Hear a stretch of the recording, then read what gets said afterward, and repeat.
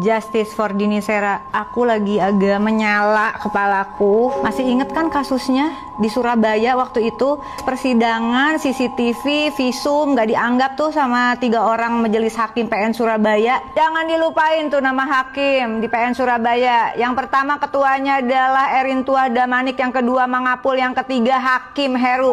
Tahu nggak guys, sebenarnya Komisi Yudisial sudah membentuk tim investigatif untuk menyelidiki sedalam-dalamnya dan udah serius. Rekomendasinya yang disampaikan oleh Komisi Yudisial ke Mahkamah Agung adalah pecat 3 hakim karena ada indikasi mafia peradilan. Tahu nggak, Mahkamah Agung sampai hari ini belum memecat tuh hakim. Nah kemarin 23 Oktober 2024 ditangkep tuh 3 orang hakim berdasarkan pengembangan penyidikan dari Kejaksaan Agung. Terbukti ada indikasi kuat suap dari pengacara Ronald Tanur ke 3 hakim yang tadi saya sebutkan. Jumlahnya nggak main-main, 20 miliar.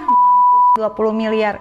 Kebayang nggak? Aku pengen tahu tuh perasaannya. Kok bisa-bisanya ya kasus kematian yang sangat tragik bisa ditransaksikan? Kok bisa ya? Ya bisa lah, itu buktinya terjadi. Ditangkap akhirnya 3 orang, tapi sampai hari ini Mahkamah Agung belum juga ada putusan pecat kepada 3 hakim. Aya naon atuh Mahkamah Agung teh Gusti? 4 September 2024 sebenarnya Kajari Surabaya sudah kirim berkas kasasi ke Mahkamah Agung.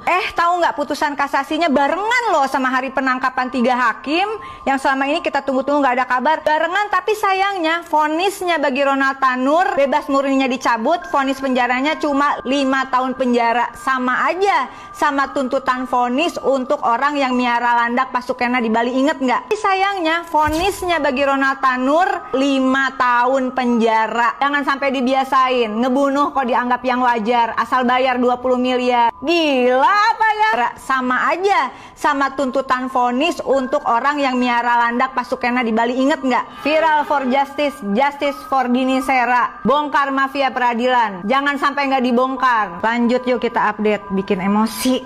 Ku bacain aja ya. Jaksa penuntut umum menyampaikan kasasi adalah 12 tahun penjara yang disebut dengan dakwaan alternatif ke-1 karena terbukti melanggar pasal 338 KUHP.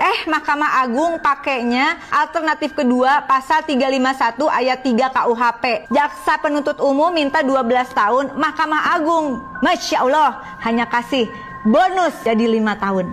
Guys, sekarang harapannya ada di Kejaksaan Agung. Bapak-bapak, ibu-ibu di Kejaksaan Agung, ajukan PK dong. Kalau nggak ngajuin PK, setidaknya tangkap, adili bukan hanya hakim yang nerima suap dari pengacara. Pengacaranya juga Uber, dan itu duit dari siapa? 20 miliar. Cari orangnya, adili juga. Termasuk Ronald Tanurnya lah, adili lagi. Bisa diadili lagi dengan kasus yang berbeda. Orang duitnya buat ngebebasin dia, masa dianya nggak diadilin lagi? Bener nggak guys? Bener nggak? Ya bener lah. Guys, Indonesia bantu viralkan. Saya cuma mau ngasih tahu ya, jika kasus pembunuhan, penghilangan nyawa seseorang hanya karena dia orang miskin dianggap sesuatu yang wajar, walaupun ada vonis, ada indikasi kuat mafia peradilan ditransaksikan. Kalau nyawa rakyat nggak dihargai, dihargainya pakai duit, bukan pakai penegakan hukum. Jangan berharap Republik ini ada penegakan hukum terhadap kasus-kasus lainnya. Orang ngilangin nyawa aja bisa kayak gitu. Ngomong-ngomong, Ronald Tanurnya ada nggak sih? Kan dicekal kemarin, tapi kita nggak pernah tahu loh dia di mana. Cari yuk Ronald Tanur yuk. Ayo tegakkan keadilan.